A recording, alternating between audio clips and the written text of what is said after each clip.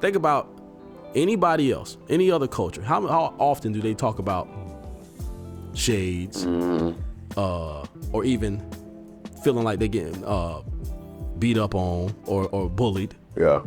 What other race talks about it more than black people? Yeah. I'll wait. Yeah, mainly us. So I guess my question would be, do you think sometimes We victimized? Yeah.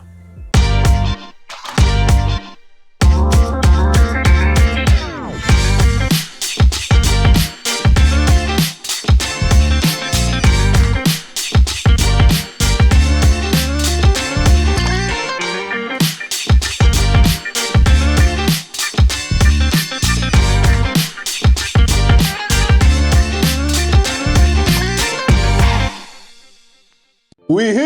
Yo. Welcome back to the Jahmad Show, man. Y'all already know what it is. I think I got to start this off a little different just because these boys that became regulars on the show, chess, not checkers, always a pleasure, man. You know what I'm saying? I was on the podcast, what was it, last week? Yeah. And phenomenal conversation. And we in a different space. Yeah. Right? Oh, for sure. So thank y'all for having me. And at the same time, thank them for being here.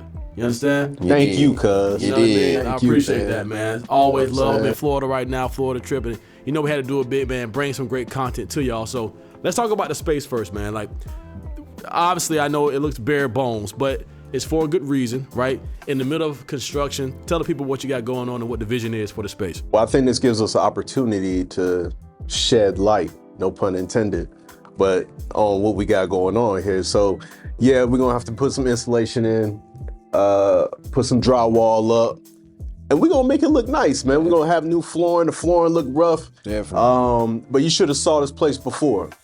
You know what I'm saying? So progress is a slow process. Yep. But we still gonna move forward. But it looked great. I mean, I think even bare bones, it's fire. If y'all can see everything, it's coming nice together. spot. The dope thing about it is y'all are getting the first exclusive that this is going to be anything. So if you follow the show, just tune in on a regular basis. Next time we hear, you're going to see upgrades. And who knows when the next time's going to be, but it might be done. But yeah, it's going to be very, very exciting, man. To switch gears real quick though. So people who don't know, I've been dating. I'm actually actively back on the dating market. Proud. And I had a beautiful date today. Both ways. Okay. She was phenomenal looking, outstanding. Caught me by surprise. Oh, this shorty you was telling me about. I was telling you about Okay, this. all right. Looked fantastic, and the date was a great date. So the kicker though is, I didn't tell y'all this, and I wanted to save this specifically for the show and for the viewers, because I want to get their reaction. So I got a text message while we were setting up for the show. The text message read, I'm going to paraphrase. Hey, I had a great time, but I didn't feel a spark. I got to eat that on the chin, man. You never know. That's what she sent you? Yeah. It happens to the best of us, fellas. Definitely. Trust me. Definitely. Now, and listen, I'm no one who is going to get down on myself. Once again, phenomenal woman. Yeah. Very, very, I mean, just creme de la creme. Well, let me ask you this. At any point in your interaction with her, did you feel like there was a moment where y'all wasn't hitting it off? Did you feel that on your end? You know what? Not necessarily. I felt like she was a little bit reserved for what she was trying to give. I'm not going to sit here and say I know her history, because I don't. And I'm not going to blame it on it not being a spark there. I think there were some concerns, truthfully. That's what I was saying. And there were some bigger issues. And I will tell anybody out there, man, obviously y'all know I make single content for the single person's perspective, right? Especially from a man's perspective. Sometimes, man, it's just not it. Yeah. You know what I mean? Like there are some things that, regardless of what the woman looks like or the man looks like, you got to be real with yourself. And I think I respect her. I told her that. I said, I'm surprised. That's said, real. I had a great time. That's real. I respect it though. Yeah. I respect Listen, it. you got to, because she cut that shit off, up front. You know what I'm saying? Most women with bullshit. She said, I'm not going to waste your time. I'm not going to waste my time. So much, man, look, I respect that. So you never know. You never want to burn a bridge. Yeah. And you never know how that could come back. Beautiful woman, though. But y'all getting an exclusive right there. So, once again, I'm single. I am looking. If anybody want to send me a DM. Hit that DM, Sean. Hit that DM. Hit my DM up, man. No.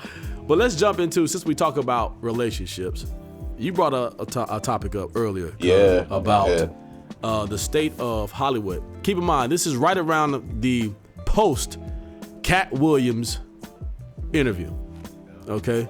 And he made a suggestion, and correct me if I'm wrong, about white women dating in Hollywood. Was that? Well, no, it was per the. It came to fruition per the Jonathan Majors situation because he's dating a white woman and he got put in this predicament because of a white woman. Okay. So there's also a stigma that if a black man dates a white woman, he's almost portraying his race, right?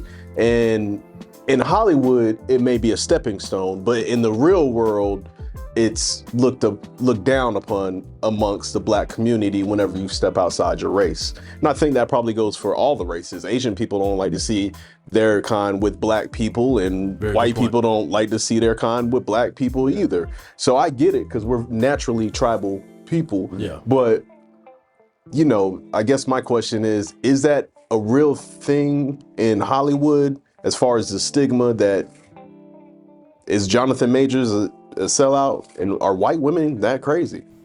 I'm gonna let Cuz say something, because he you been sniffing it. I mean, y'all take the reins on it, because I don't really know too much about the Jonathan Majors shit. So I would say, I honestly, I'm probably in the same boat. I don't really know too much about the situation. I know vaguely what happened. Well, don't even think about the Jonathan Majors thing. Just think about outside of that, a black man dating a white woman. Your perspective. I think it's fine. I think it depends on their relationship. I think it depends on what the end goal is. I think it depends on their perception of their reality. I think it depends on what their end goal is. What are you trying to accomplish? I think so let me also say this. I think it's a beautiful thing. I think interracial couples is a beautiful thing. I think I appreciate when someone can uplift and support their culture. I also think it's a beautiful thing to realize that there should not be lines, between the cultures. I think we should realize that it's a bigger cause at the end of the day. Right, yeah. You know what I'm saying? Now, everybody has preference. Everybody has, what's the cause? Yeah. We're all here together. It represents the brand itself, love and peace. Yeah. I think that's the reason why it's so much hate. That's the reason why it's so much divide. Yeah. Is because we look at skin or the culture differences, and don't get me wrong, you ain't gonna get along with everybody. You ain't gonna agree with what everybody got going on. But I think the approach should be, well, do I even understand why this person is doing this? Do I really know the ins and outs? So I feel like that may be a very vague and very safe answer, but the truth of the matter is that's truly how I feel like. Yeah. Being a man myself who has had the privilege of being able to date outside of my race, it exposed me to a different level. So do you think that maybe we're just naturally divisive? Have we been socially engineered to be divisive, or is that something innate to us? Because we have a lot of things that are in place that divide us. We have religion, we got politics, we got race, we got gender, all that shit going on. So we got so many things that are, a lot of this shit is constructed by us. Mm-hmm. It ain't even anything that's just like God sent. This is things that we're putting in front of us and causing it to be divisive. We're putting these blocks, these roadblocks in front of us. Yeah. But why? Is that just something that we naturally do? I definitely think it's natural to be tribal, for sure. Like, for you to want to stick with your race. I don't think it's racist to say I want my daughter to date a black man, or I want my daughter to date a white man if you're white. It's not racist. Preference. Yeah, it's preference. You want your preference, but it's racist when you hate or do things towards another group, of course. But outside of that, I don't think there's nothing wrong with wanting your people to date inside your race or dating outside your race. No, I agree. It's what you like to do. You know what I mean? I agree with that. Once again, because there are certain cultures, like the one that comes to mind is the Indian culture. Matter of fact, they do arranged marriages. Right. Still. On purpose. But if we going back to, I know we took a left turn. We talk about just Hollywood. I also feel like there is a ploy. I feel like there could be a scheme. You know what I mean? I mean, anything is possible. Is that the main narrative? I don't know. You know what I mean? Of it just being like, oh, in order to gain success or to be considered creme de la creme of this, you know, this stature or whatever, you have to date this type of women. I don't know. I mean, I know Cat Williams said something about the light skin thing. Light skin thing. Yeah. I mean, I think that's all. I think there's colorism as well. For sure. You know They what I'm all- saying? yeah. So For sure. that's a whole nother, we divided within our culture. Yeah, Right. for sure. You know what I'm saying? That's crazy. That might be, you know what? That's a good point. That might be the whole reason why this is even have been a topic. Think about anybody else, any other culture. How often do they talk about shades, or even feeling like they're getting beat up on or bullied? Yeah. What other race talks about it more than black people? Yeah. I'll wait. Yeah, mainly us. So I guess my question would be, do you think sometimes, We victimized? yeah, Yeah, 1000%. I think we use that shit as a crutch sometimes. I think we lean on it too much. Yeah. I don't feel like the Asian people do that shit. They don't be crying about that shit. They go out and they say, guess what? I put up China walk right here, and guess what? All the black people and white people will come and eat here with us, and we will make money and send our children to good schools. hey, just so y'all know, cuz I always do something real risky on the show. But just to Disclaimer. clarify, his wife is Asian. So. You get a little pass. And his kids. All right. So the disclaimer. We always end up here somehow. But I'm saying, like, the Bosnians, other cultures, when they get over here, other immigrants, they don't be complaining about shit. And No, you're they've right, though. probably been they've been abused as well. Yeah. Probably not, just 100 years ago, we were slaves, and it's still brand new. We still hurt from that, and we still feel the social engineering and the systematic oppression from that, but we're here. Yeah. Yeah. You know what I'm saying? And we have an opportunity to make our own decisions and do the right thing and be progressive in our own right. It's up, whatever you decide to do is whatever you decide to do at the end of the day.